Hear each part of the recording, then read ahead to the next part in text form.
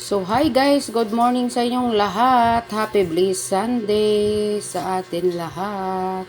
So, umalis po kami sa bahay ay 4:30 ng madaling araw para makahabol po kami sa misa. So, nakarating po kami sa simbahan ay kunti pa lang ang tao at hindi pa nag-start. So, salamat at nakarating kami ng maaga at hindi pa nakapagsimula ang misa. So, minsan lang po ako magsisimba, kaya pag nagsimba talaga, kailangan focus talaga tayo sa pagsimba.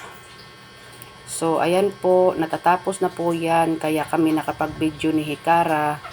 Binibidyohan ko yan guys, kasi nagandahan ako sa tubig. Ayan o, tingnan nyo naman at ang ganda sa paligid niya. Ayan. So, uulitin ko po, maraming salamat sa inyong lahat. Happy Blessed Sunday sa ating lahat.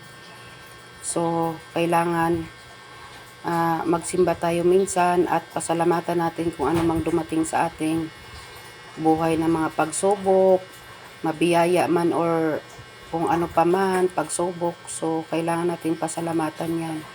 At gusto ko po pag nagsimba ako, makahabol ako sa misa.